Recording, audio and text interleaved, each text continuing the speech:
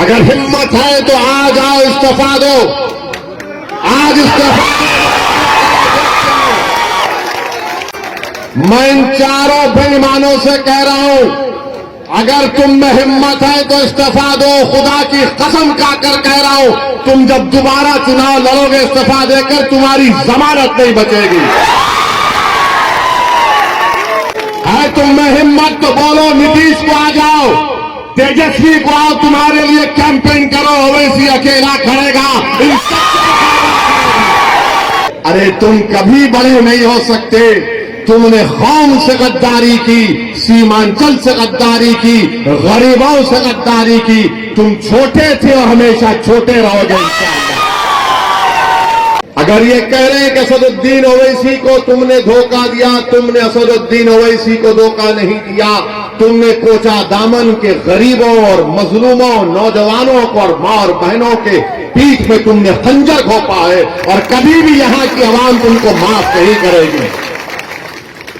अगर हिम्मत है तो आज आओ, इस्तीफा दो, आज इस्तीफा। मैं इन चारों बेईमानों से कह रहा हूं, अगर तुम में हिम्मत है तो इस्तीफा दो। खुदा की कसम खाकर कह रहा हूं, तुम जब दोबारा चुनाव लड़ोगे इस्तीफा देकर, तुम्हारी जमानत नहीं बचेगी। है तुम में हिम्मत तो बोलो, नीतीश को आ जाओ, तेजस्वी को आओ, तुम्हारे लिए कैंपेन करो। ओवैसी अकेला खड़ेगा। मगर इस्तीफा नहीं देंगे, इस्तेसाल करेंगे। इनमें हिम्मत नहीं है इस्तीफा देने की। अरे तुम नहीं जीते, मजलिस की मोहब्बत में अवाम ने वोट किया। तुम नहीं, तुम्हारी जात नहीं जीती, सीमांचल की लड़ाई के लिए अवाम ने वोट दिया। तुम्हारे बाप की वजह से तुम नहीं जीते, सीमांचल के लोगों की वजह से तुमको कामयाबी मिली। ये समझ गए कि इनकी जात बहुत बड़ी है, इनफरादियत बहुत बड़ी है। अरे याद रखो, असदुद्दीन ओवैसी को अगर आज पहचान मिली तो अल्लाह के फजल करम से मजलिस इत्तेहाद और मुस्लिमीन की वजह से मिली। मैं मजलिस की वजह से हूं, अगर मजलिस नहीं मगर नहीं हूं तो मैं कुछ भी नहीं। तो इन लोगों ने समझ लिया कि हम बहुत बड़े हो गए। अरे तुम कभी बड़े नहीं हो सकते। तुमने कौम से गद्दारी की, सीमांचल से गद्दारी की, गरीबों से गद्दारी की। तुम छोटे थे और हमेशा छोटे रहोगे। मेरे अजीज दोस्तों और बुजुर्गों, ये चार के चार जब निकलकर लालू के घर पर गए तो किसी ने मुझे तस्वीर भिजाई थी कि ये चार के पैर में चप्पल नहीं है, नंगे पैर बैठे हैं। चार के पैरों में चप्पल नहीं है, नंगे पैर बैठे, और लालू उसकी औलाद के पैर में चप्पल है। ये तुम्हारी इज्जत है। अरे हम तो तुमको अपने कंधे पर बिठाया था। सीमांचल की जनता ने, सीमांचल की जनता ने तुमको अपनी आंखों का नूर बनाया था, अपनी पहचान बनाया था, मगर तुमको इज्जत रास नहीं आई। तुम चले गए, उसके पैरों में चले गए, तुम लालू के परिवार के। यहां पर महागठबंधन ने सीमांचल में जनसभा की तो इसी कोचा दामन के मौसूफ ने आखिरी सफ में उनको बिठा दिए और फोटो डाल रहे कि मैं बैठा हूं। अरे बेशर्मो, कभी तो अपनी इज्जत का तो ख्याल कर लेते। तुमको अल्लाह इज्जत दे रहा था, तुमको इज्जत रास नहीं आई। मगर मेरे अजीज दोस्तों और बुजुर्गों, सीमांचल किसने कहना शुरू किया? क्या राजद ने कहा सीमांचल? क्या लालू ने कहा सीमांचल? क्या नीतीश ने कहा सीमांचल? क्या मोदी ने कहा सीमांचल? सीमांचल अगर किसी ने कहा तो मजलिस इत्तेहाद और मुस्लिमीन ने कहा। आज हम सीमांचल कह रहे हैं तो सबको मजबूरी की हालत में बोलना पड़ रहा है सीमांचल, सीमांचल, सीमांचल। मैं आपसे वादा पहले भी किया था और आज भी कर रहा हूं, अगर सारी दुनिया मेरी खिलाफ हो जाए तब भी अकेला असदुद्दीन ओवैसी खड़े होकर सीमांचल की लड़ाई लड़ेगा। मैं दुनिया के खिलाफ जाने को तैयार हूं।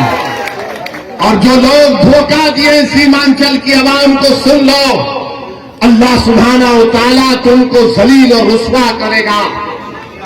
अरे 2025 आएगा, तुम मुंह नहीं खोल सकते तुम्हारे सियासी आकाओं के सामने।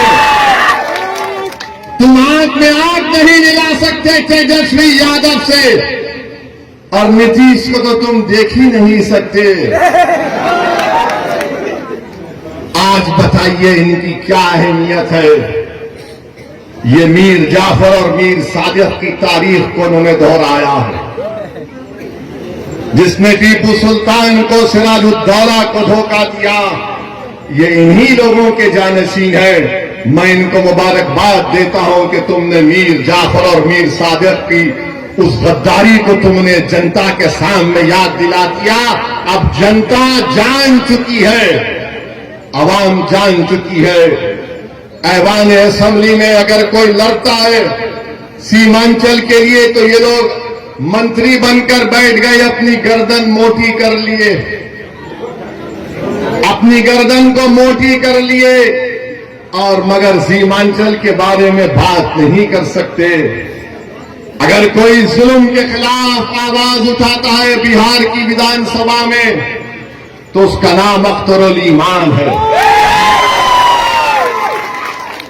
अख्तरुल ईमान अकेला है, मगर मुझे यकीन है कि कोचा दामन में एक ही शेर काफी इनकी दौड़। अख्तरुल ईमान लड़ता है ऐवान में, अकेला है। 5-5, 6-6 मिनट की तकरीर अख्तरुल ईमान की उठाकर देख लो आप। अख्तरुल ईमान सच्चाई को बयान कर रहा है, हुकूमत से लड़ रहा है, सवालात पूछ रहा है कि उर्दू टीचर का क्या हुआ, जब वो मासूम 8 साल के बच्चे को सीवान में पकड़कर जेल में डाल दिया गया, उसके गले में रस्सी थी। उस बच्चे का नाम रिजवान, 8 साल का बच्चा। ये जितने बिहार के विधानसभा में मुसलमान एमएलए जीत कर गए, क्या रिजवान तुम्हारा बेटा नहीं था इसलिए तुमने आवाज नहीं उठाई? 8 साल का रिजवान गले में रस्सी डालकर 1 हफ्ता वो अपनी मां से दूर रहा। उसकी मां पुकार पुकार कर कह रही है कि मेरा बच्चा बच्चा है। वो 16-17 साल का नहीं है।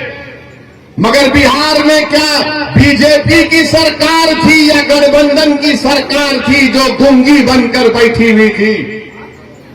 रिजवान की मां पुलिस स्टेशन के आगे 8 दिन तक अपने लखते जिगर के लिए तड़पती रही कि मेरा बेटा अंदर है, मैं कैसे बाहर जिंदा रह सकती हूं।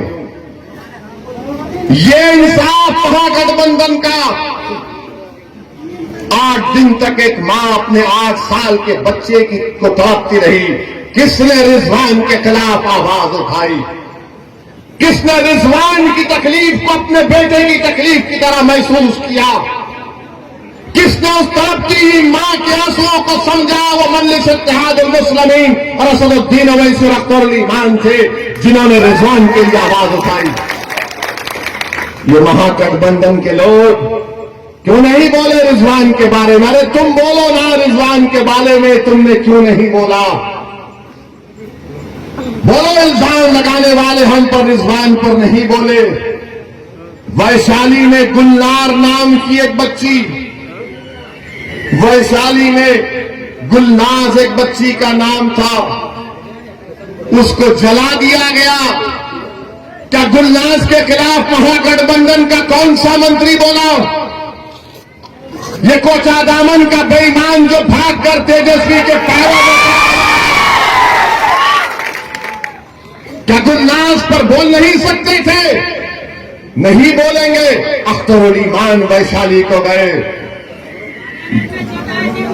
गुलनाज के बारे में बोला, ये कुछ नहीं बोल सके। फिर मॉब लिंचिंग हुई गाया में, छपरा में, समस्तीपुर में, ये नहीं बोल सकते। मॉब लिंचिंग हुई मुसलमानों की, ये नहीं बोल सकते। किसके खिलाफ बोल सकते हैं ये तमाम बेईमान लोग, मालूम आपको? किसके खिलाफ इनकी जबान चलती है? गुलनास पर नहीं बोलेंगे, रिजवान पर नहीं बोलेंगे, बेगूसराय समस्तीपुर के मॉब लिंचिंग पर नहीं बोलेंगे। किसके खिलाफ बोलेंगे? ओवैसी के खिलाफ बोलेंगे।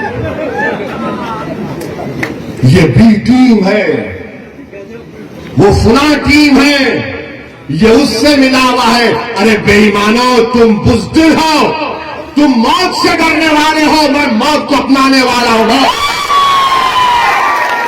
तुम मेरे खिलाफ बोल सकते मगर तुम्हारी जबानें गूंगी क्यों पड़ गई?